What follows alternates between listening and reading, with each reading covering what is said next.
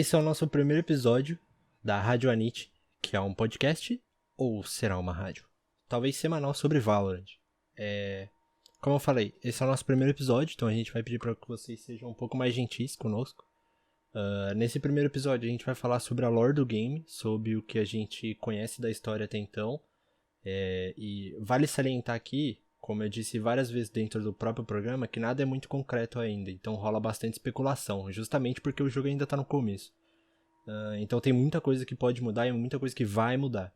Então peço que tenham isso em mente quando ouviram o episódio. Tenho apenas um adendo que eu queria falar aqui, que tem alguns momentos que aparecem as vozes dos agentes dentro do jogo. E tem algumas que estão em português e outras que estão em inglês. Isso aconteceu porque é muito difícil você achar só as vozes deles em português. A maioria é tudo em inglês. Então tem tipo voz da Raze você acha em português, mas voz da Sage em português eu pelo menos não achei. Então vou pedir desculpa por isso. Do mais, a gente tem alguns canais de comunicação. A gente tem o Twitter. Então você pode seguir a gente lá na rede social do Passarinho, @RadioAnit, RadioAnit, sem acento. A gente ainda tá sem arte, mas eu espero que quando vocês sigam a gente já tenha alguma coisa.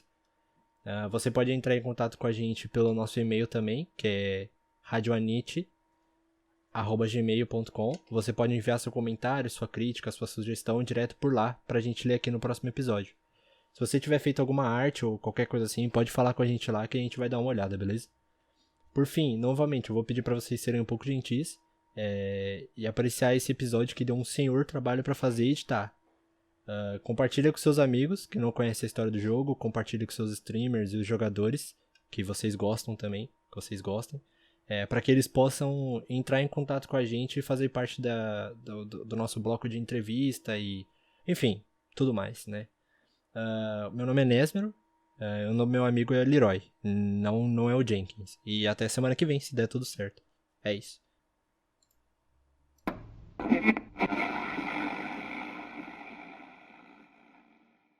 Pra começar a falar, né, da história do jogo, lembro que a gente vai falar um pouco da lore. O First Light, ele foi tipo assim, eu não sei se você tá ligado muito na história do jogo, né, mas o First Light, ele meio que foi tipo um evento, como se fosse, você tava jogando, o seu irmão tava jogando Death Stranding, né? Vocês estão ligados? Então, vocês estão ligados que o Death Stranding, ele é o evento em si.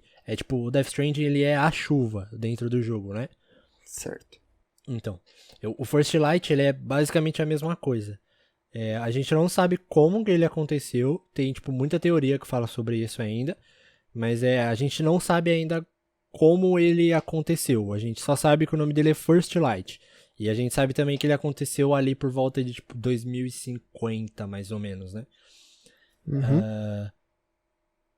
Ele foi um evento que ele deu poderes a algumas pessoas. E aí, tipo assim, algumas pessoas, a gente pode falar que são, tipo assim, o Phoenix, a Jet, o Homem, ele que são meio que as pessoas que herdaram esses poderes. Entendeu? Certo. E aí, essas pessoas que herdaram esses poderes, elas são conhecidas como radiantes. Igual o Elo. E aí, tipo, isso, quando eu tava pesquisando sobre isso me fez pensar um pouco em relação a, tipo assim, lembra que o Radiante antes chamava Valorant? Sim. E aí, tipo assim, eu descobri, enquanto eu tava fazendo a pesquisa, que Valorant é o protocolo. É tipo como se fosse um protocolo, o protocolo de ativação. E aí eu tava pensando, tipo assim, quando a pessoa ela chega no máximo dentro do jogo, ela é como se ela fosse considerada um agente máximo do jogo. Como se ela fizesse parte do protocolo. Por isso que eu acho que o nome era Valorant antes. Entendeu? Por isso que antes o Radiante se chamava Valorant. Só que aí eles trocaram e tudo mais, por causa do nome do jogo, que é igual, tipo, não ia fazer sentido, tipo assim, no LoL você tem uma pessoa que ela fala que ela é Challenger. Aqui você fala, eu sou Valorant. Quebrava o algoritmo do YouTube. Exato. Tipo assim, Cara, peguei Valorant no Valorant. Valorant player. Best Valorant montagens. Highlight Valorant. Assim, tipo, várias vezes. Gago. Sim. Enfim. E aí, esse evento, o First Light em si, ele mudou o mundo como a galera conhece ali dentro do universo do jogo, né? Algumas pessoas, algumas partes do jogo, eles falam que mudou até como o governo funciona. Né? Mudou, tipo, formas de governo, mudou o governo em si, mudou a tecnologia, principalmente. E aí, uma coisa que eu ia falar é que, tipo, nem todos os personagens, eles são radiantes. Personagens... Sim. A gente tem personagens, por exemplo, o Brimstone, o Breach, a Viper, entre muitas aspas, o Cypher e o Killjoy, eles são frutos da revolução tecnológica que resultou na criação desses caras. Certo. Entendeu? Porque, por exemplo, você tem o Phoenix, que ele é todo feito de fogo. Só que o Brimstone, por exemplo, ele usa tecnologia dos radiantes, entendeu? Certo. E aí, por exemplo, sabe aquelas caixas verdes que a gente tem pelo mapa? Sim. Aquela, tipo, ali na B da Bind, enfim. É basicamente onde você planta bomba normalmente, né? Isso era uma coisa que eu vou falar também. Aquelas caixas verdes são caixas de radianita, ou radianite, né, no caso. Eu não sei muito bem como ficou a tradução. Mas elas são caixas de radianita. A radianita, ela é um minério que surgiu junto com o First Light. Então, tipo assim, teve esse evento, e aí esse evento deu origem a esse minério. Sacou? Ok. E aí, quando o First Light chegou, veio o protocolo Valorant. O protocolo Valorant, ele é juntar esses agentes pra responder essa ameaça, entre muitas aspas de novo, que foi o First Light. Então, tipo, deu pra entender? Qual seria exatamente a ameaça que o First Light traz? E como eu falei, né, ele mudou tecnologia, mudou o governo, e aí meio que os países eles estavam com medo do que poderia resultar nisso, sabe? Tipo, por exemplo, tem a Kingdom, que é aquela puta daquela empresa que tem em todo lugar do jogo. E aí, Certo. o protocolo Valorant, ele meio que serviu como meio que o anticorp, sabe? Tipo assim, unir os agentes contra a Kingdom. Mas isso não é, tipo, muito bem explicado dentro do jogo, tá ligado? É mais uma teoria, só que a gente sabe que o protocolo Valorant é isso, né? Eu não sei se você lembra, mas quando o Valorant foi anunciado, lá naquele evento da Riot, ele chamava Projeto A.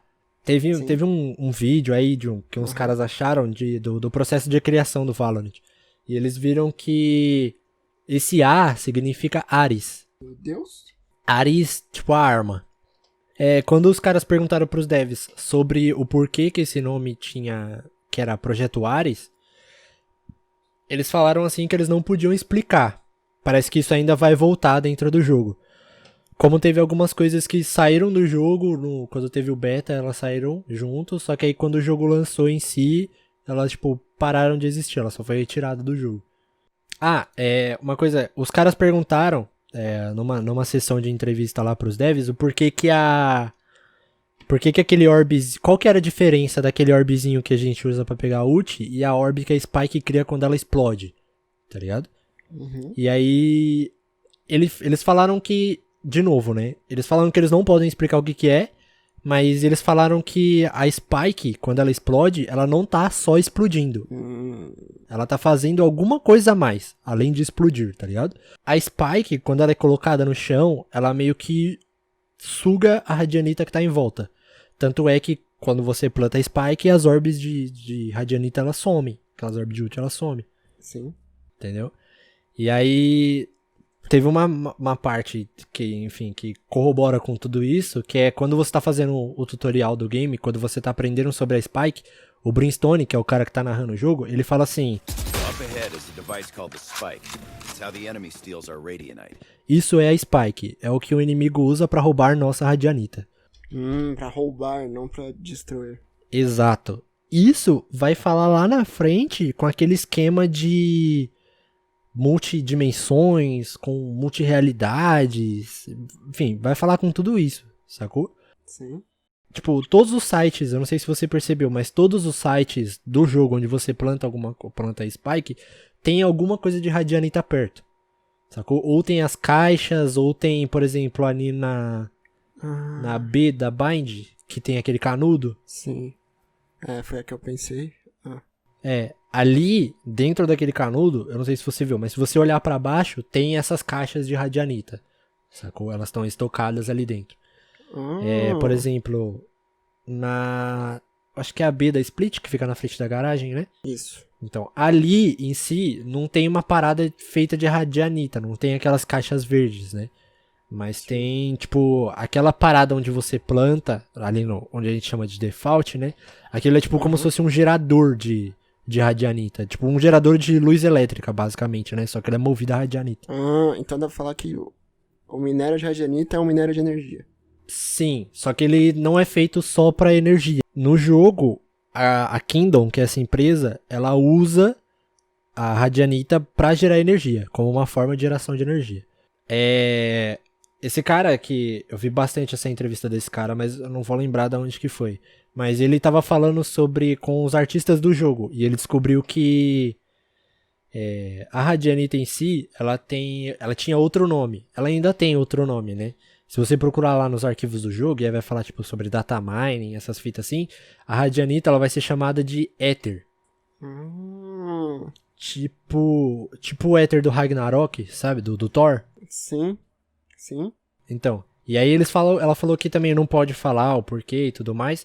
Só que, sabe quando você entra na partida e aí você tá esperando o round de compra acabar e aí tem aquelas barreiras? Sim. Aquela barreira é feita de radianita, só que dentro dos arquivos do jogo ela é chamada de vidro de éter. Então aquilo é feito de radianita. O portal do jogo também é feito de radianita. Tipo, basicamente tudo é feito de radianita. Só que por algum motivo tem algumas coisas que tem outros nomes, sacou? Entendi. Se eu não me engano, aquele ali no The Range, se você olhar pra cima, tem aquele portal, aquela fenda que tem ali em cima. Aquela fenda ela não é chamada de fenda de radianita. Ela é chamada de fenda de éter.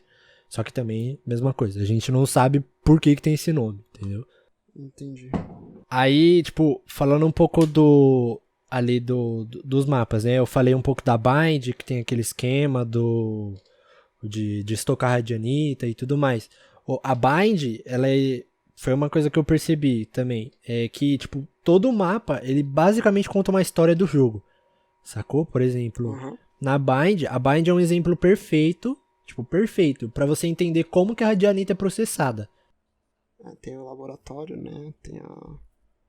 Exato, é aí que vem o ponto. Ali o laboratório, aquele laboratório ali, sabe ali no lab mesmo, ali atrás do bombe, onde você consegue varar, tipo, varar de pistol? Na B, né?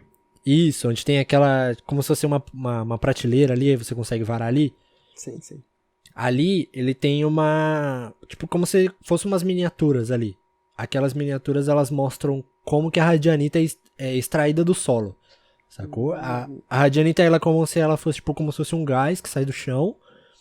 E aí o que acontece? A Kingdom, que é essa empresa, ela monta um extrator de radianita em cima desse gás.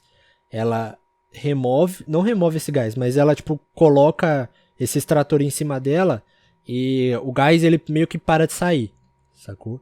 E aí a Kingdom, ela constrói esses prédios, essas torres gigantescas que tem ali atrás da Bind, no lado defensor do mapa, sabe? Quando você nasce. Sim.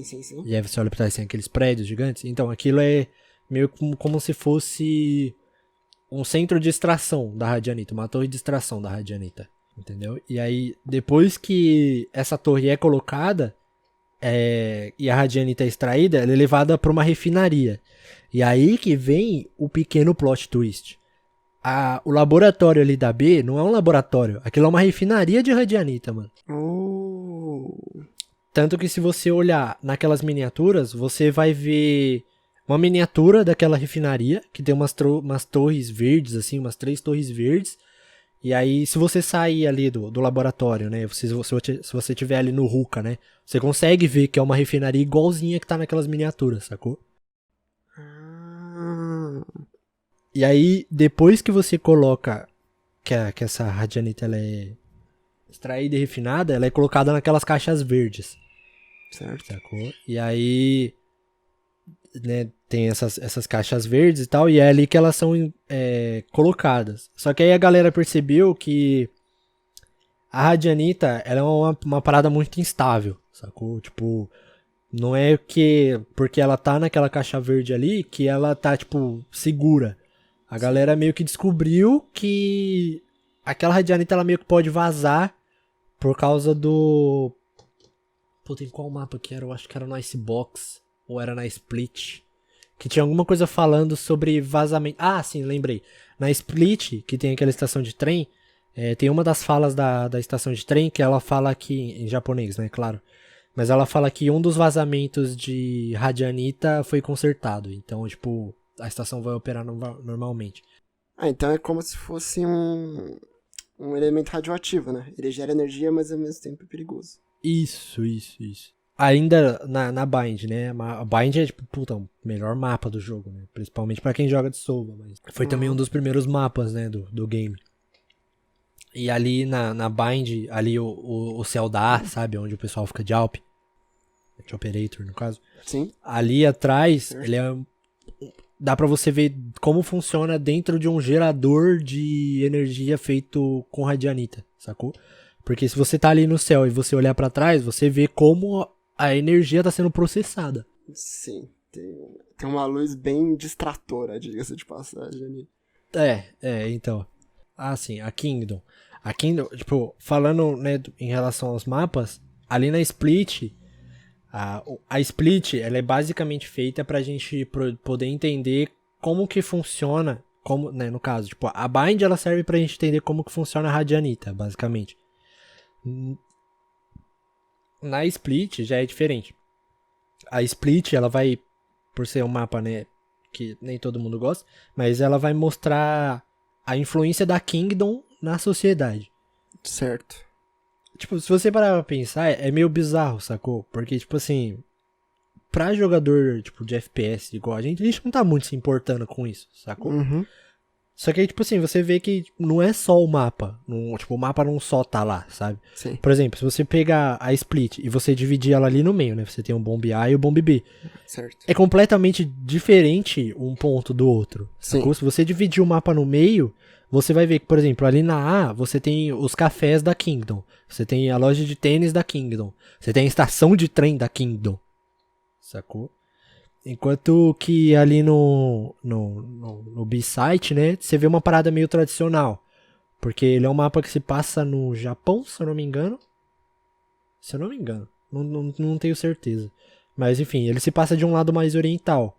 E aí você tem ali, por exemplo, é meio como se fosse... Como se a Kingdom estivesse se desfazendo da parte oriental do mapa para colocar mais coisas da Kingdom. Então, olha, você pega uma parte de um mapa que tá numa transição cultural, entre aspas. Isso. E aí, o mapa da Split, ele é, tipo, mano, muito importante para você poder entender como funciona a sociedade com a Kingdom e como funciona, tipo, a tecnologia em si. A gente sabe que ali na Split, naquela parte, enfim, ela fica fora do mapa, mas é uma torre gigantesca, enorme, preta que tem. Sim. Aquilo é o prédio que é o headquarters da Kingdom. É ali que fica, tipo, a central da Kingdom. Certo. Sacou? E ali do lado você tem a estação de trem e tudo mais. Você tem o café da Kingdom, tem a coroa e tudo mais.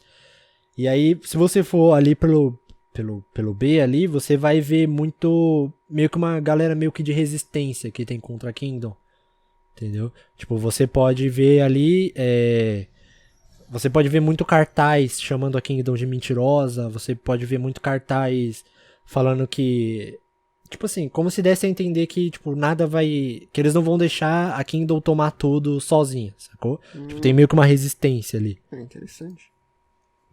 E ali na Split você também vê... Não só na Split, né? Mas você também vê a influência da Kingdom em outras partes. Por exemplo, na Ascent, ali no mercado... Sabe? Quando você vai entrar pela garagem, você entra ali, você vê o mercado, tem uma placa que tem uma girafa grandona, assim. Sim.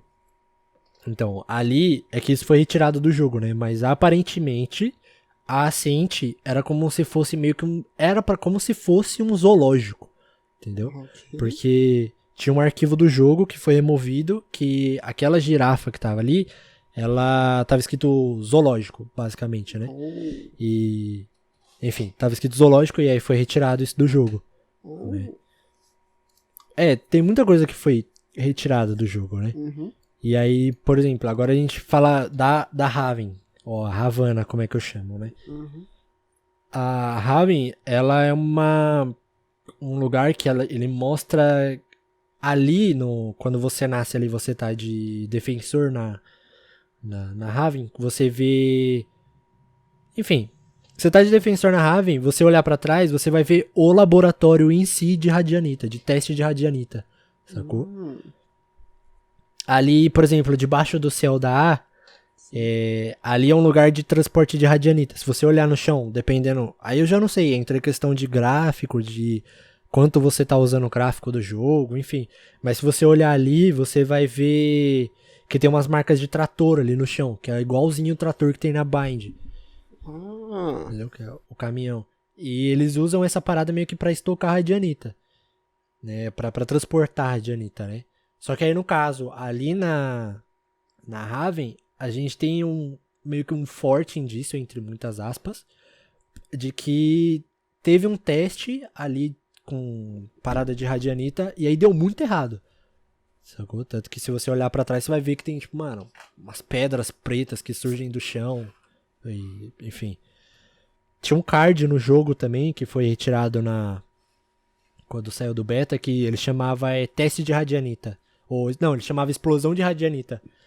E esse card mostrava essa parte defensora da Raven com meio que uma explosão, assim. Então, os caras acreditam que teve um teste, e aí, por questão de instabilidade e tudo mais, aí, tipo, meio que explodiu, e aí saiu aquelas pedras do chão, e aí a galera não usa mais ali pra fazer teste. Não usa mais lá, tipo, como bagulho de Radianita. Né? O negócio é um Chernobyl de Radianita. Isso, quase isso. Só que, tipo, dá pra você entender que foi uma parada meio que feita às pressas, porque se você entrar na B da Raven, você olhar pra cima, você vai ver que tem uma porrada de caixa de Radianita lá, sacou? Tipo, como se fosse meio que um estoque meio que provisório. Por quê? Os caras descobriram que a única forma, entre muitas aspas, segura de você colocar Radianita, estocar Radianita é debaixo da terra. Sim. Só que aí o que acontece? Como teve essa explosão, eles perceberam que talvez não seja tão seguro assim. E aí eles passaram a estocar tudo em cima. Né? Certo. Por isso que eles colocaram ali na B da Raven ali, né? Ali aquele altarzinho da C, da Raven também. Sim. Você sabe, né? O altar ali do fundo da C. Ali é um elevador de Radianita. Eles põem aquelas caixas ali, e aí o elevador desce, e aí as Radianitas elas ficam estocadas lá. No subsolo. Isso, porque é tipo era meio, né, como uma parada mais segura de estocar Radianita, só que aí dá a entender que aparentemente não é tão seguro assim. E a caixa gigante da B? Então, a caixa gigante da B, ela é meio que como se fosse tipo um gerador, basicamente a mesma coisa que tem ali na Ascent, sacou? Só que é meio diferente. É tipo, porque falando da Ascent, né? A Ascent, aquela caixa que a gente chama de gerador, né? A planta gerador, tá no gerador, essas coisas assim. Aquilo ali é um infusor. Ele é tipo como se ele transformasse a Radianita, o minério em Radianita, em energia pura, sabe? Certo. Ele é tipo como se fosse, dando um exemplo extremamente exagerado. Ele é como se fosse tipo um bagulho de partícula, acelerador de partículas, sabe? Ok. Então, e aí, por exemplo, como eu comecei a falar da Ascent, né? Quais são os 2 últimos mapas que flutuam, entre aspas? Você sabe qual que é? A Ascent e a Raven. Não, ele flutua. Não é um mapa, né? Mas enfim, a Ascent e o The Range, eles estão flutuando. Certo. Sacou? Então, agora eu tenho que ler porque fica um pouco mais confuso. O cara descobriu no Reddit que a Ascent, o mapa inteiro, a Ascent e o The Range, eles ficam perto um do outro. Eles são, tipo, muito próximos um do outro. Por quê? É uma parada muito doida que esse cara descobriu. Ele viu que tem uma torre no The Range que tem na Itália. em Venice, se eu não me engano. Uhum. Tem uma torre lá que é parecida com uma torre que tem na Itália da vida real. E aí ele viu que tem uma ilha que fica a 5 quilômetros de distância dessa torre, que é o The Range, né? E aí ele viu que a ascente é Venice e o The Range é essa ilha, entendeu? E aí, tipo assim, o lugar na vida real que era o The Range, que era a ilhazinha, na vida real ele era um hospício. Holy. É, um hospício abandonado. Tem até um vídeo de um youtuber que ele anda por esse hospício, enfim.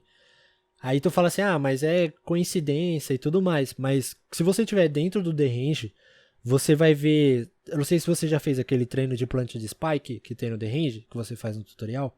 Aham, sim. Ali onde você planta, ali perto, tem uns tubos de oxigênio.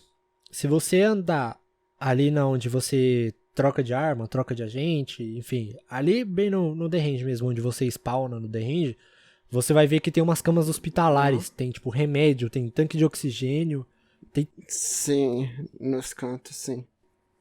Então, tem tudo. Então ali era tipo de fato na Itália e é um hospício, sacou? Ok. Pelo menos uma referência, com certeza é. Uhum. Ok. É interessante. Tenso, mas interessante.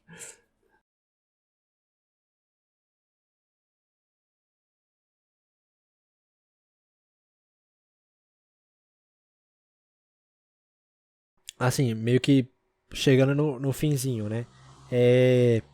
Quando você vai fazer o treinamento, você entra no The Range, o Brimstone, né? Ele fala daquela parada da Radianita e tudo mais. Só que ali onde você tá é um lugar para treinamento de agente. Pra você poder entender como funciona a Radianita. Entendeu? Ok. Por isso que a gente é teletransportado pra lá. E aí, esse hospício, ele foi meio que, como ele subiu pro céu, ele foi abandonado. Os caras usam isso como se fosse um lugar pra treinamento de agente, sabe? Pra falar, é assim que funciona. Tanto que por isso que tem uns robozinhos, tipo assim, você tem que fazer isso aqui, você tem que fazer aquilo aqui, pra tal spike. Então ali ele virou meio que um central de treinamento desses agentes do Valorant, sacou? Ok, interessante. Então, aí tipo assim, agora eu tinha citado lá no começo umas paradas de multirrealidade e várias, enfim, tipo dimensões, múltiplas dimensões, essas coisas assim. E é agora que, mano, a cabeça explode totalmente, né? Por quê? Eu tô até me arrumando aqui na cadeira. Por quê? Tipo assim, você já jogou, lógico, né? Uma pergunta meio idiota, mas você já jogou contra, tipo, um personagem que você tava do outro lado, né? Por exemplo, você já jogou um Sova contra Sova, um Phoenix contra Phoenix. E tem algumas frases que são bem esquisitas que eles falam que corrobora com essa teoria de que existem várias terras dentro do universo do Valorant, né? Por quê? Por exemplo, quando você tá se eu não me engano, acho que a Raze fala quando ela, tipo assim, uma Raze matou outra Raze, ela fala, matei a cópia. Matei a cópia. E aí, tipo, não é só isso, né? Tipo, não é só isso que corrobora com essa teoria, né? A gente sabe, tipo assim, é canon, por causa dessas frases, que existem clones dentro do jogo, né? Tipo assim, não tem só essa frase. Tem, por exemplo, eu não vou lembrar agora de cabeça, mas tem uma frase da Sage, quando ela tá jogando na Split, se eu não me engano, posso estar muito errado, mas eu sei que é uma frase da Sage isso. Que ela fala em inglês, traduzindo assim, ela fala, tipo, eu sei que minha mente também está do outro lado, só que eu espero... E aí ela fala alguma coisa que eu não lembro agora. Só que ela fala, tipo, eu sei que minha mente também está do outro lado. Então, tipo assim, se você estiver jogando Sage contra Sage, ela vai falar isso. I know I am over there, but my mind rejects the thought. Does she feel the same? A Killjoy fala algo parecido também. Ela fala... Eu sei todos os truques da outra Killjoy. Ela fala... Não, mas espera. Ela também sabe os meus. Eu conheço os truques daquela Killjoy. Opa, ela conhece os meus. Enfim, um desafio.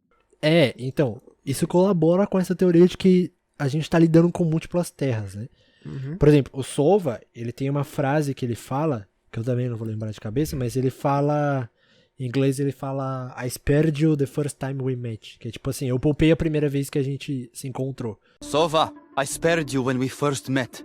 I can't let you go again. E aí, enfim, vai falar sobre várias coisas sobre os agentes, e aí, tipo, será que foi o Sova que tirou o olho do Sova, sabe? Tem uma cinemática que foi a cinemática que saiu quando eles anunciaram o mapa da Ascent, certo? Que é uma cinemática que chama Duelistas. Nessa cinemática, ela mostra 2 agentes, que é o Phoenix e a Jet. E eles estão brigando entre si. A gente já viu essa cinemática e a gente sabe que ela é muito foda. Né? Mas enfim, não faria sentido os dois estar lutando, já que eles fazem parte do mesmo protocolo Valorant, certo? Sim. Tipo assim, se todo mundo... Tipo assim, ninguém é rival de ninguém ali. Todos eles são Valorant. Todos eles fazem parte do mesmo protocolo. Tem uma galera é do mal, a outra galera é do bem. Não tem isso, né? Certo. E... O que acontece? Não faz sentido eles estarem lutando e tudo mais, então isso quer dizer que aparentemente 2 protocolos Valorant foram invocados ao mesmo tempo em realidades diferentes. Então a Jet e o Phoenix são de realidades diferentes nessa animação. Isso. E aí, isso. Tem algumas coisas que também colaboram com isso, só que é igual eu tô falando desde o começo, né?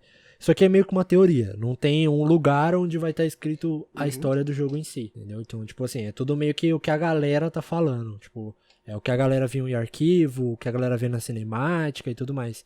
Sim. Uma das teorias que colaboram com isso é que o Sova, ele, falando sobre múltiplas realidades e tudo mais, né? O Sova, ele tem uma frase também que ele vai falar alguma coisa relacionada a fendas. Tipo assim, eu já passei por fendas, eu sei como elas são, sabe? Ok. Don't be afraid. I've gone through rifts before. Tanto que se você for ver lá no player card do Sova, que é aquele que você faz no contrato, tem uma fenda e, tipo, você vê ele parado lá em cima de uma montanha de gelo e aí tem uma fenda. Quando a gente tá falando das múltiplas terras, a gente tá falando de 2 terras. Tem a terra, que é só terra, e tem a Terra 67. Aí você fala assim, mas cara, número aleatório, né? 67. Só que nessa cinemática, essa Terra 67, ela aparece na mochila da Jet. Eu não sei se você... Assim, quem tá ouvindo pode ver depois. A mochila da Jet, ela tem umas inscrições bem pequenas em coreano. E aí, nessa mochila dela, que tem uma cena, um close assim que aparece, e aí dá pra você ver certinho ali o que tá escrito. Tá escrito assim, em coreano, né? Tá escrito Jet, e aí tá escrito uns números, que é tipo uns números aleatórios, tipo 339, alguma coisa, que também deve ter alguma coisa em V4 com terra e tudo mais. Só que depois disso, aparece escrito, tipo assim, Jet, número, Terra 67. Tipo, bem na cara mesmo, assim, sacou? E aí isso explica o porquê eles estão lutando entre si. Porque aparentemente a Terra 67 tá vindo pra nossa Terra, entre muitas aspas, pra roubar a Janita com a Spike, pra poder levar a Terra 67, pra poder levar até a Terra 67, que já aparentemente já foi condenada, sacou? Saiu a cinemática nova agora, que é a Retake, que vai mostrar o Yoro, o personagem novo, e aí vai mostrar os agentes lutando entre si, e aí eles plantando a Spike e tudo mais. E aí, isso meio que faz sentido, só que a gente precisa de uma confirmação. Porque, por exemplo, a Terra 67, como eu disse, ela veio pra nossa Terra pra plantar Spike, pra roubar a Radianita, pra poder, né, enfim, acabar com a Radianita da Terra e levar pra Terra 67.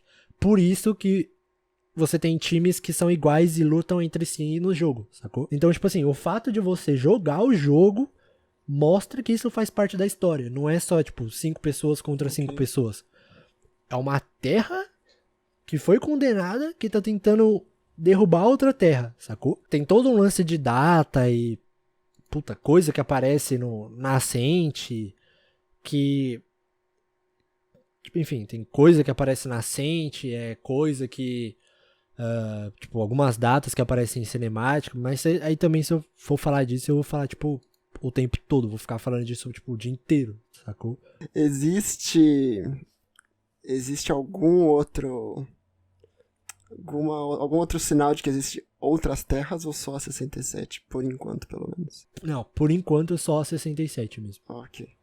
Sacou? Mas tipo, a gente não tem muito sobre o que falar ainda, porque o jogo justamente tá no começo, não faz nenhum ano que lançou, né? Sim. Então, como eu disse, ainda tá tudo bem confuso, porque ele tá no começo, como eu falei assim. Então, os caras, eles não querem falar muito sobre o jogo, porque eles querem criar hype na história. Certo. Então, por exemplo, a gente não sabe exatamente por que a Ascent e o The Hand estão voando, só que a gente sabe que tem uma ligação que é, tipo, pra fechar um pouco da lore do jogo, e aí talvez a gente começar a falar dos agentes, talvez, né? Não sei se vai ficar muito grande o episódio, né? Uhum. Mas enfim, a gente sabe que dentro do jogo tem uma criança que chama... Ela tem 8 anos, ela é uma menina, que ela tem 8 anos, e ela é chamada de Allegra Moretti. Ok. Os caras descobriram uns arquivos no jogo sobre essa menina, né? E aí um cara ele foi perguntar pro dev quem que era, e o cara fez tipo... Não posso falar sobre isso. E aí agora vem... Tomou um exposed ao vivo. Cara, um bagulho que eu achei, mano, inacreditável, muito foda. Na Ascent, quando você nasce ali no atacante, você olhar pra trás, você vê que a ilha tá voando, e aí tem uns pedaços de papel voando, sacou? E aí teve um cara que, tipo, mano, um cara... Ele decidiu que ele queria descobrir o que tava escrito nesse papel. Ele pega uma Alp, uma Operator, ele mira, e ele começa a ler o que tá escrito no papel. E ele viu que esse papel ele é de um jornal que existe na vida real de... Puta, eu não lembro da cidade. Eu não lembro se é Chicago ou São Francisco. Apesar delas serem, né? Enfim. A galera não sabe, eu, agora de cabeça, não sei dizer exatamente de qual lugar que ele é esse jornal. Mas ele existe na vida real. E ele tem uma data. Só que eu não vou lembrar a data agora. Só que ele tem uma data, e aí nessa data ele vai falar justamente... tipo, vai mostrar que aparentemente tem viagem no tempo, tem outras realidades, enfim, ele vai falar sobre tudo isso, né? E aí pela cinemática, dá pra entender, porque eu não sei se você viu ali na cinemática, no final da cinemática, a Jet derruba o Phoenix, ela mata, entre aspas, o Phoenix, e aí depois de algumas horas o Phoenix acorda, olha pra trás, e aí a Ascent tá voando, sacou? Uhum. Tem uma frase da Jet que foi retirada, né? Mas na cinemática dá a entender que foi a Jet que botou a ilha no céu. Por causa, né? Porque só tinha a Jet e o Phoenix. Mas teve uma frase que foi retirada na Ascent, quando a Jet entra, que ela fala assim: odeio que as pessoas achem que Venice foi minha culpa. Cara, é muito doido, muito doido. Só que aí o que acontece? Pra finalizar de vez, tem um clipe do LoL, que é o Giants, que é aquele que tem o Echo, tem Yasuo, tem a cena. E aí, mano, caralho, inacreditável, cara. Nesse clipe, tem uma cena que você consegue ver no clipe, que tem um cartaz de procurado da Jet. Da Jet? Da Jet, tipo assim, tem alguma coisa relacionada a procurado por viajar entre dimensões, procurado internacionalmente. Acho que é procurado internacionalmente. Só que aí a gente não sabe, porque tem muita coisa que foi descartada, sacou? Tipo, tem muita frase que foi removida porque não fazia sentido por enquanto. Então é basicamente isso. A lore do jogo, por mais confusa que ela possa parecer, ela ainda tem, tipo, mano, uma porrada de coisas que, tipo, a gente não sabe, que vai aparecer. Tem muita coisa do Yoro que lançou agora, que a gente também não sabe. Porque, eu não sei se você viu, mas ali na Icebox, o mapa atualizou. Você chegou a ver isso, né? E aí agora, aquele samurai que ficava preso não tá mais lá. Sim. E aquela parte ali onde ele ficava tá quebrada. Tipo, tá com o vidro quebrado. Okay. E aí tem meio como se fosse, tipo, uma luz de radianita saindo daquele buraco, sacou? Pode ser um vazamento. Pode ser um vazamento. Só que o que a gente sabe? A gente sabe que ali na Icebox tem uma parada com o invasor, certo? Tanto que quando você nasce no lado defensor ou no lado atacante, você vai olhar e vai estar escrito na porta ali onde você sai, vai estar escrito alerta de invasor. A gente sabe que esse invasor é o Yoro. Ok. Mano, confirmou que esse invasor é o Yoro. Por que foi confirmado? Por quê? Porque ele tem aquele lance da máscara dele. E aí os caras, eles estão meio que ligando. Como o personagem lançou agora, a gente não tem muita informação. Mas eles estão ligando que o Yoro, ele foi até a Icebox pra poder pegar de volta o que é dele. Tanto que no post que a Riot fez hoje de manhã. Deixa eu caçar aqui, peraí. Aqui, ó, achei. Post da Riot no Valorant Brasil hoje. 14 horas atrás, do momento que a gente tá gravando. Paciência nem sempre é uma virtude. Recupere o que é seu com o Yoro. Ok. E a cinemática é da onde? Icebox. Ok. Eita, quase engasguei. Então, os caras eles estão falando que o Yoro foi até a Icebox pra pegar a armadura de volta. Só que aparentemente deu alguma bosta lá, que ele não conseguiu tirar tudo, porque eu não, como o mapa não lançou ainda, eu não consigo entrar pra ver, né?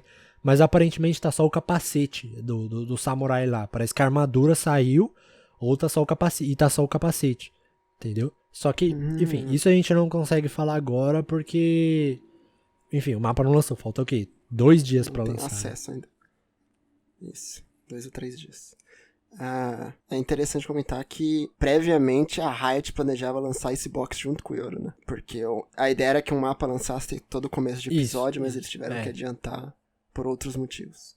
Provavelmente por causa do competitivo. Então, faz sentido essa conexão, eu acho. Eu acho que faz muito sentido. Também, mas eu acho que...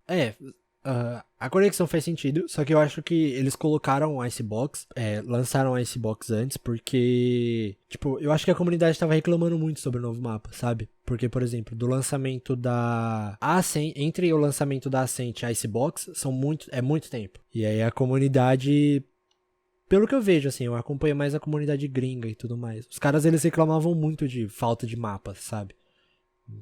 E aí a Riot tinha falado no começo do ano a questão dos episódios, que só ia sair um mapa a cada 6 meses, se eu não me engano. Sim. Isso. E eles falaram que só ia sair, enfim. E aí eles acabaram por optar por lançar o mapa antes. Foi por isso que lançou Icebox, mas não saiu o Yoro. Cada 6 meses que é quando muda de episódio. Enfim, sobre a lore do jogo, que a gente sabe é basicamente isso. Cara, eu achei muito louco. Porque a Riot não é muito de fazer essas paradas, né? De tipo... as coisas se alteram junto com a lore do jogo. Igual, por exemplo, o Fortnite faz. Entendeu? Por exemplo, tem o evento do Galactus no Fortnite que muda o mapa inteiro, sacou? Não tem... A Riot nunca fez isso. Então, cara, isso é muito foda, sabe? Mostrar que os caras, eles estão dispostos a novas paradas.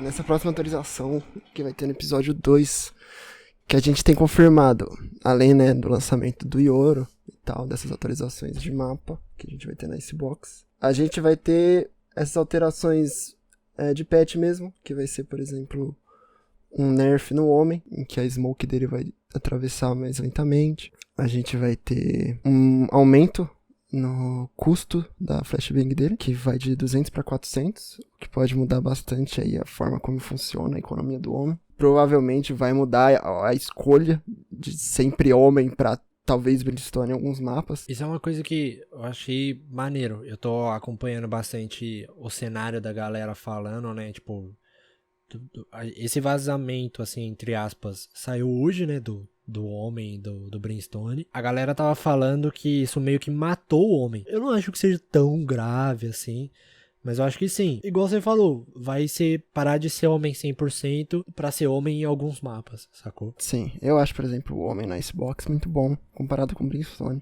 Acho que o pessoal ainda vai usar. Eu acho que a Riot tem em mente de querer mudar esse meta de homem toda hora, e às vezes acontece muito do homem jogar do lado oposto do time, porque ele tem essa smoke global, basicamente. Com essa diminuição da velocidade da smoke, ele vai ter que escolher se ele quer realmente fazer isso, se vale a pena ficar do outro lado. Além disso, o Brimstone ganhou mais range na smoke, então ele não precisa estar sempre grudado no lugar que o time vai ter que ir, vai ter mais opções, então pode ser que mude aí o meta. O Brimstone também ficou mais dinâmico, porque ele pode jogar como que é o nome? O Steam Beacon instantaneamente, e a smoke vai durar mais, então o personagem vai ficar um pouco menos travado. Uma das críticas dele, das pessoas com o Brimstone, era justamente isso, né? Porque é um personagem que, tipo assim, você faz muita coisa no começo e talvez uma coisa no final, e aí, tipo, acabou seu boneco. Enquanto o homem, ele tem, tipo, várias smokes durante todo o negócio. O Brimstone você tacou tudo, acabou, não tem mais nada. Os pro players falam muito que o Valorant é dividido em timings de execução de 30 a 35 segundos. Normalmente é quando sova, volta a flecha dele, quando volta uma smoke do homem, né? O Brimstone não tem esse luxo, a smoke voltar, né? Então ele tem que escolher entre usar uma ou duas smoke, ou usar as 3 de uma vez, tentar fazer uma execução pesada. Então eu acho importante sim que a smoke dele seja eficiente, possa ser usada de longe, que garanta tempo de cobertura. Agora vai garantir muito tempo, né? O negócio dura 19 segundos agora, muito tempo, cara. Além disso, vai ter, nessa atualização, a gente vai ter um bundle novo que vai misturar várias skins que a gente já conhece. A gente vai ter a Spectre da Sublime, a Oni Phantom. Ares Nebulosa, se eu não me engano, né? Isso, Ares Nebulosa. Vai ter enfim, várias skins que a gente já conhece, muitas que a gente simpatiza, né? Que a gente gosta. Todo mundo gosta da Fanta, o Oni também. Puta, melhor skin da Fanta. Todo mundo gosta de uma piu-piu. Então, pode ser aí uma boa ideia da Riot fazer esse bundle. Tem o nerfzinho na Classic. Eu não curti muito, porque eu sou um jogador main Classic no Pistol. Mas dá pra entender porque que aconteceu. O botão direito vai ter uma redução de precisão. Principalmente se você usar várias vezes seguidas. Basicamente acabou a trocação franca de botão direito e plau, plau, plau. Porque eu vejo uma galera falando, por exemplo, eu acompanho bastante coreano, né? E ele fala que o esquema da Classic é duas coisas, né? Ou você vai full botão direito, ou você dá um tap no botão direito e aí spama o esquerdo, sacou?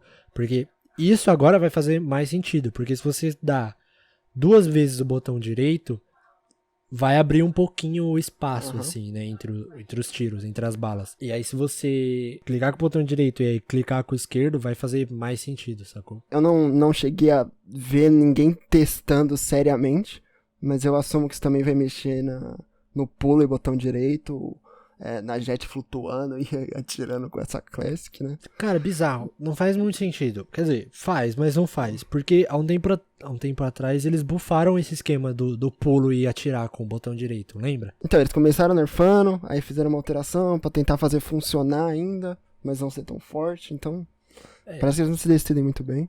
Só que agora tá, tipo, muito forte, agora todo mundo só faz... Mano, se você vê o Rastad jogando, é isso, sacou? É pulo e botão direito. E o cara não tá errado. Ele tá radiante porque ele tá radiante. O cara é muito bom. Você tem que ter o máximo de recurso no game ali. Eu acho que esse nerf devia vir com uma melhora na precisão no botão esquerdo, né? Pra justamente dar essa escolha melhor. Porque a grande verdade é que o botão esquerdo da Classic não é tão preciso. O negócio é tirar ervilha, né? Não, além de atirar, de não dar dano, parece que espalha muito rápido o tiro. Sim. Então é bem complicado. Vai ter toda aquela coisa de episódio novo, né? A gente vai ter passe novo. Que é que já vazou, né? Inclusive acho que todo mundo viu já esse passe, né? Esse passe novo, né? Sempre vazo. Passe pseudo novo. E a gente tem essa grande espera que a gente tem. A Riot não confirmou 100%. Ainda vai ter uma live um pouco antes do patch. Acho que no próprio dia 11. Vai ter no dia 11, pode crer. Tinha esquecido dessa live. Então, vai ter uma live ainda falando mais um pouco sobre o patch. Mas a gente tá no aguardo de alterações no competitivo. Grandes pontos são que precisa de algo mais preciso para medir seu avanço e seu regresso nos seus rankings. A gente tem essas setinhas que mostram se você subiu muito ou subiu pouco. Mas ainda é algo muito subjetivo. Não dá pra saber se você tá realmente mandando bem, se você tá... Falta pouquinho, mais uma vitória você sobe ou não, ou mais uma derrota você cai ou não. Então, eles vão tentar numerar algo bem parecido com o que a gente tem no League of Legends, né? Com os PDLs ou com... Acho que seria melhor o MMR, né? Funciona melhor. Isso eu acho que é uma coisa legal de se pontuar, porque eu vejo uma galera que joga, tipo, Valorant muito bem. Por exemplo, eu tava falando do coreano, que é o Main Viper, tem o Astad. Esses caras, eles nunca não, né? Mas eles dificilmente, muito difícil, ficam no top 100 do servidor. Sacou? Eu acho, posso estar errado, mas o Rastad, eu acho que ele nunca chegou no top 100, sacou?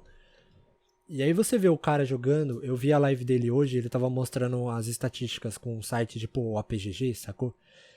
E ele tava mostrando as estatísticas dele. O cara, mano, é insano. O cara, ele tem, tipo assim, dando um exemplo, mas que vai dar pra entender.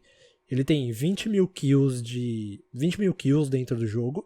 E, tipo assim, 15 mil headshots, sacou? Tipo, mano, é um número insano. Isso pra um jogador de Raze, né? Que já tem skill que dá muito dano. Né? Que assuma que jogue bastante de shotgun. Sim, e tipo, tirando isso, o cara ainda dá muita bala na cabeça, sacou? Eu também fui ver a live do coreano, e ele tava falando, ele deu um exemplo de um jogador que apareceu, eu não lembro o nome, também não quero citar nome, né? Mas enfim, de um jogador que chegou no top 4, se eu não me engano, e o cara não jogou essa temporada. E ele tá no top 4. Por quê? ele não jogou. Então os caras pegaram, por exemplo, o número de vitórias do cara, sacou? Já pegaram as estatísticas que já tinham. Isso. E aí o cara ficou top 4. Só que o cara, ele fala que ele não jogou essa temporada, entendeu? Entendi. E aí eu tava vendo a live dele falando sobre isso, né? Sobre como esse sistema vai mostrar e... Enfim, a galera que meio que se sente injustiçada por não aparecer, eles falam que isso vai mostrar de verdade quem é o top 1, sabe? De verdade seja meio forte, mas acho que uma aproximação melhor com certeza vai ser. Sim. Até porque agora, quando você chegar ali no Radiante, nesse esquema de League Points, né? Eu não sei se vai chamar desse jeito, mas... Quando você chegar nesse ponto, quando você chegar no Radiante, você vai começar a acumular pontos, né? E aí vai ser basicamente igual o Challenger do LoL. Quem joga LoL sabe, né? Sim. E o top 1 é quem tem mais ponto, basicamente. Acho interessante também, justamente o que você falou nesse nível mais alto. Eu, sinceramente, não vejo ponto em alguém jogar depois que pega Radiante, né? Porque você vai pra onde, né? Nesse momento aqui, nossa. Você vai jogar, aí você ganha, você perde. Tecnicamente, vale mais a pena você não jogar do que você jogar. Porque não tem pra onde você subir, mas tem pra onde você descer. Exato. E também, se você ficar sem jogar, você não desce, né? Não é igual... Então, esse sistema de ponto pode dar uma ajudada aí em quem é Radiante pra querer jogar mais, tentar buscar o top 1, né? E quem sabe não ajude nas filas aí também, que a gente sabe que demora muito, tem gente que pega 2, 3 horas de fila. O Saci, por exemplo. E talvez por isso esse pessoal aí do top 3, top 4 não jogue, né? Porque eu imagino que o pessoal mais alto do Radiante deve demorar muito, mas muito pra achar a partida. E aí você deve desanimar pra jogar. Você vê ali também casos de jogador que, por exemplo, citando aqui o Saci, né? O cara não acha fila nunca na conta principal dele. E aí você vê, mano, o cara tem o quê? 4 ou 5 contas lá no top 100 do Brasil, sacou? Top 100 do servidor. Cara, isso é muito foda. O cara dá muita bala, muita bala. Exatamente. Só que assim, vai naquele quesito. Não concordo. Sacou? Tipo, não acho que tenha que ser, tipo assim, 100 melhores jogadores e 5 ou 6 deles ser a mesma pessoa, sacou? Sim. Esse aí vem um outro ponto, né? Que a Riot tá buscando aí. A gente também tá esperando alteração nesse patch, que é o pessoal criar Smurf demais. Tem essas Smurfs de alto nível, que a gente sabe, né? Saci pega 3 horas de fila, o cara precisa fazer live. Então, ele cria outra conta. E aí ele vai ter conteúdo, que vai ser ele upando até o Radiante. E depois vai achar a partida mais rápido, mesmo no Radiante, né? Talvez não seja mais correto, até porque deve atrapalhar a evolução dele, porque ele vai pegar partidas mais fáceis, né? Mesmo que minimamente mais fáceis. Que isso, eu vi um vídeo, tava numa live do Rastad, que ele tava jogando com a namorada dele, que isso, o cara no prata, sabe? Tipo, matando 50 bonecos, velho. E aí, moral, Não, esse nível de Smurf é embaçado. Então, é aí que, tipo, entra, enfim, isso cabe pra outro episódio e tudo mais, a gente fala sobre a questão de Smurf, o quanto isso atrapalha, tem gente que fala que tem Smurfs e contas secundárias, sacou? Tipo, é um cara que ele faz uma Smurf pra amassar a gente, enfim, de elo menor pra amaciar o ego. Só pelo ego, exatamente. E tem casos, por exemplo, como o do Saci, que ele tem que criar outra conta ou ele não joga, sacou? Então, enfim, tem casos e casos. Né? A Riot já fez várias paradas pra poder frear isso, Enfim, eu falei que ia caber em outro episódio, mas, por exemplo, agora se você for uma Smurf, você vai upar mais rápido. Tipo assim, você vai, em vez de você subir um rank, você vai subir 2. Por exemplo, você tá ouro 1, ou você tá ouro 3, ou ouro 1 mesmo, confundindo. Mas você tá ouro 1, aí você pula direto pro 3, você não passa pelo ouro 2, você sobe mais rápido. Só que ainda assim, você vai estar jogando com pratas e bronzes, tá ligado? Tipo, prata, ouro, diamante, platina. Por um bom tempo. Sim. Então, tipo, por mais que você suba mais rápido, você ainda vai estar estragando, se é que pode falar assim, a partida de outra galera, entendeu? Eu sinceramente acho que esse pessoal que cria só por ego é idiota, né? É uma ideia meio baixa. Faz pra desestressar, só que você acaba acabando com o jogo de outra pessoa. Estragando a experiência de 9 pessoas, né? Porque eu não gosto de ter um Smurf no meu time. Né? Eu acho que ele também quebra o tipo estado assim, do meu time. Porque ele tá jogando sozinho, basicamente. Eu entendi que, tipo assim, é legal ganhar. Sim. Sacou? Mas é legal ganhar quando você tem uma competitividade. Agora, por exemplo, quando você pega um time em que um cara mata 50 e o segundo matou 9, Você não jogou. sacou? Tipo, não tem graça. Ganhar minhas 2, 3 setinhas. É, tipo assim, você tá feliz porque você ganhou, lógico, todo mundo fica feliz, não pode falar que não. Mas ao mesmo tempo, porra. Mas... então, esse eu acho que é o pior... É o pior tipo de Smurf, né? Existe um outro ainda que eu acho que vale a pena mencionar, que é o cara que só quer jogar com os amigos. Que a gente vê bastante, inclusive. Com streamers mais casuais, eu acho que você vê mais. Como a gente tem essa diferença de elo de só 3 rankings, né? Antigamente a gente tinha 6 divisões, agora são 3 divisões. O cerco apertou muito, e eu acho que cresceu muito esse tipo de Smurf. E eu acho que vale a pena, sim, a Riot dar uma olhada, porque a gente acaba arredondando o nível de habilidade pra baixo, né? Quem é bom tem que se colocar um nível abaixo pra poder jogar com um amigo, sendo que talvez o melhor fosse o contrário, né? Já que vocês querem jogar junto, beleza, mas a gente vai ter que arredondar pra cima. Seu amigo aí que tá mais baixo vai ter que se virar. E aí entra muita questão, né? E eu conversei com isso com outras pessoas, enfim. E aí as pessoas, elas ouvem isso, essa questão de jogar com amigos, aí falam assim, pô, você quer jogar com seu amigo, você vai jogar unrated, tá ligado? Só que assim, não é assim que funciona, sacou? Tipo, você quer jogar pra competir. Sim. E você quer jogar pra competir com os seus amigos também. E aí você só jogar uma partida que teoricamente não vale nada, não tem graça, sacou? Sim. E não só isso, né? O Unrated, um dia nem só no Valorant, mas no CS a gente vê muito disso. CS nem segue as mesmas regras se a partida não for competitiva. Mas no Unrated não parece ser o mesmo jogo, né? O pessoal não fala do mesmo jeito, comunicação não é a mesma, a jogabilidade não é a mesma, o pessoal faz muita jogada suicida, o pessoal jogando de Odin todo round, não que não tenha no competitivo, Jet dando dash pra dentro com shotgun, pessoal jogando Echo com 9k, então você perde um pouco da vibe do que realmente é o Valorant ali, um pouco mais competitivo, um pouco mais sério, então... É um clima diferente, né, de jogo. Sim. Assim. É interessante jogar assim, dá pra jogar com os amigos, dá pra brincar, mas não é sempre que você busca, né? Seria interessante ver aí um jeito de fazer funcionar esses rankings. Talvez aumentar, não seja aumentar a diferença de divisões, não seja a jogada. Mas um sistema do CS que eu duvidava muito e que hoje eu vejo com outros olhos é o de que se você tem 5 pessoas juntas, você não tem restrição de elo. Cada um que se vire, né?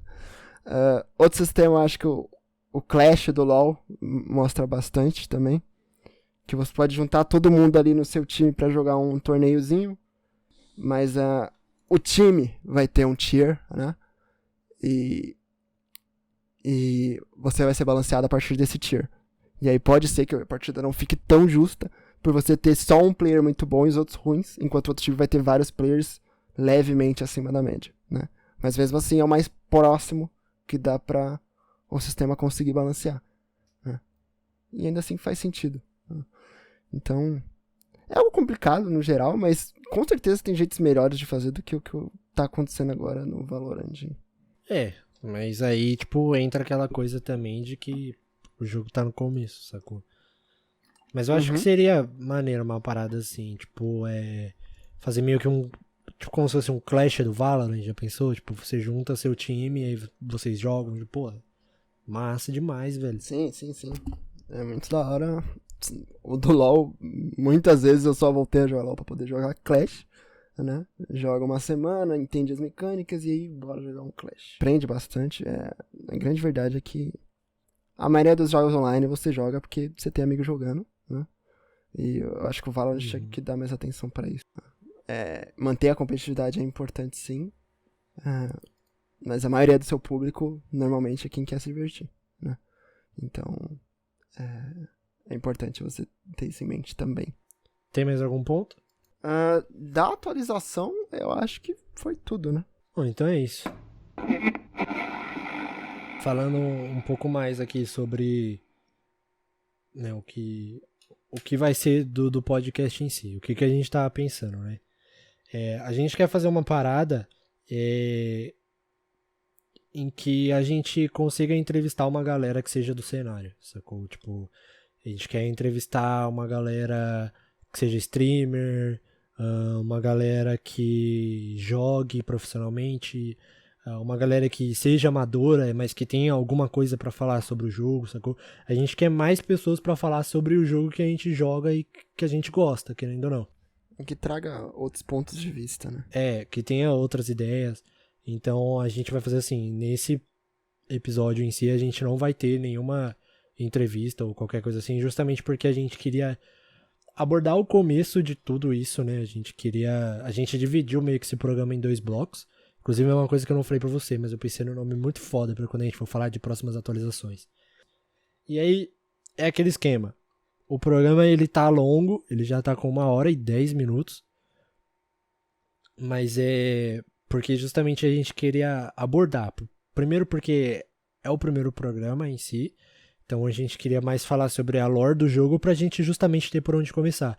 Mas a ideia é que ele não seja um programa de entrevistas, mas que ele tenha entrevistas, sacou? Porque o foco do jogo não é a entrevista em si. O foco do podcast, né, no caso, não é a entrevista em si, mas é o conteúdo sobre o jogo.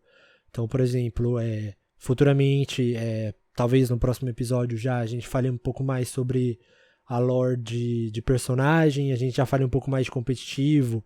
Por exemplo, a gente teve algumas mudanças aí em times brasileiros que a gente tá acompanhando. O time novo do Saci, o time novo do Rastad que ele tá montando.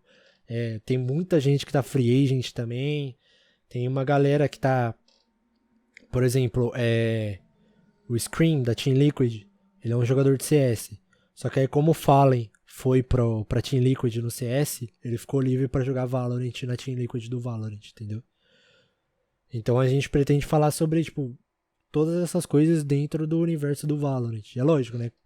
Trazer pessoal pra conversar com a gente também.